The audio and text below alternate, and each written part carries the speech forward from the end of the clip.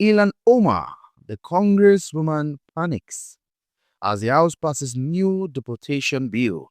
Why is she panicking? Hmm.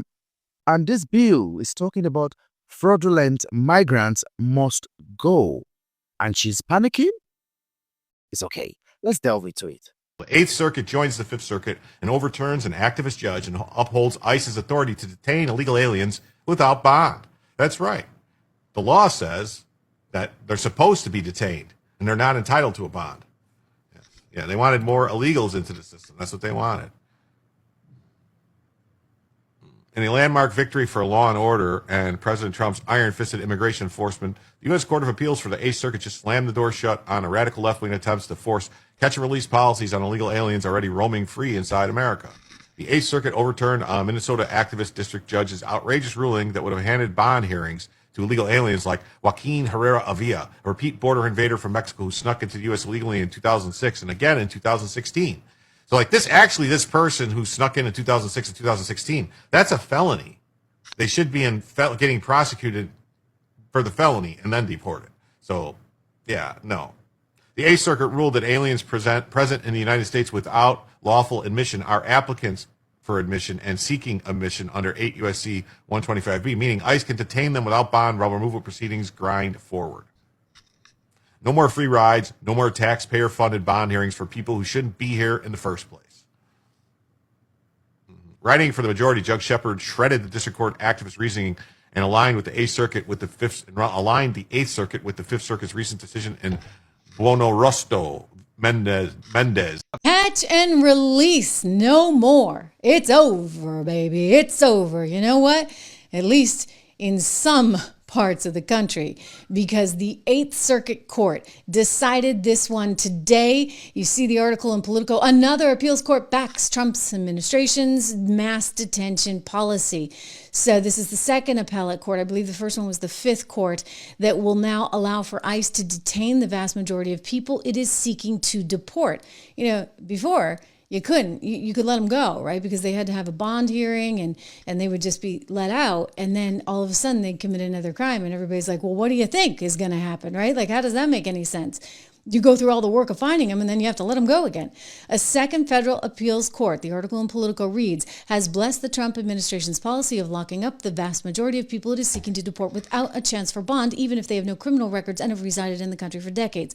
A panel of Republican appointees, it's those Republicans' fault, and the Eighth Circuit Court of Appeals ruled 2-1 Wednesday that the administration had properly determined the federal law doesn't only allow but requires ICE to detain the vast majority of people it's seeking to deport. That includes millions of immigrants who have been treated as eligible for bond hearings. So they're mad about this one, okay? And you can just anticipate it's going to get ugly. I mean, you got ICE at the airports.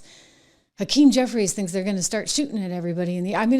He said it. I'm not going to run the sound again, but we played it for you before yesterday's show. Included.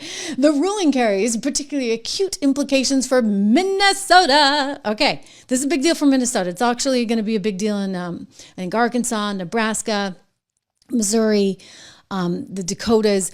But Minnesota's where it's at, baby, because you had ICE going crazy out in Minnesota. And basically, ICE then couldn't take the people that it rounded up in Minnesota and deport them because the law was always in the way. Well, now this has changed, because the appeals court has said, oh yeah, you can move forward with the hearings, et cetera. They don't get released first.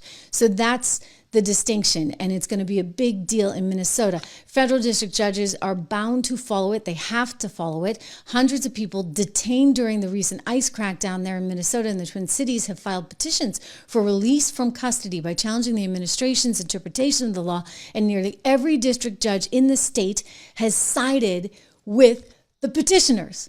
Well, now they can't.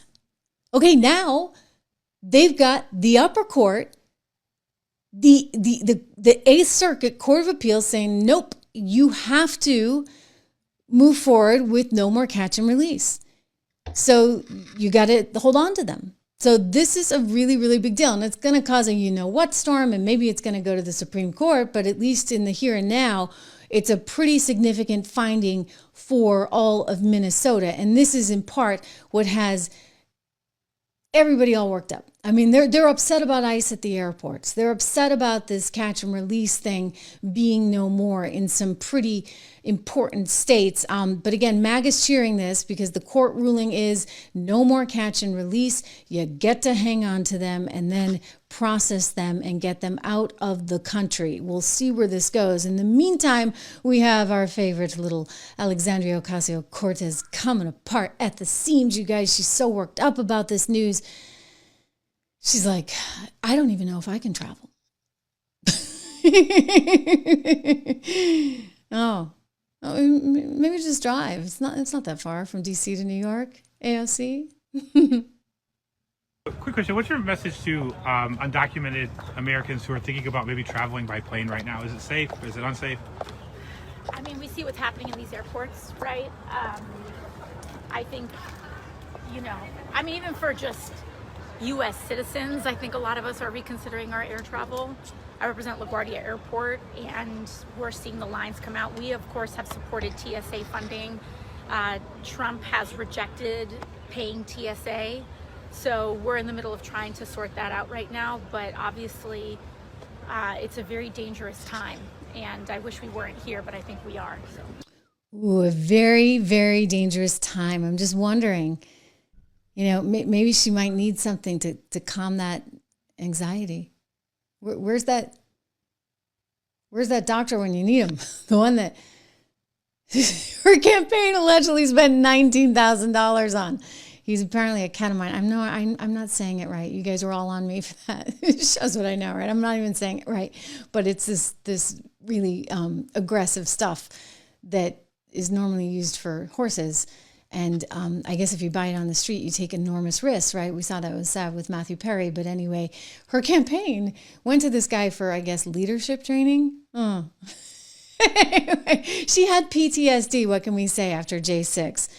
And she's going to have PTSD after traveling through the airport with all these ICE agents for... Our great Justice Department attorneys have now obtained a full stay in this crucial case.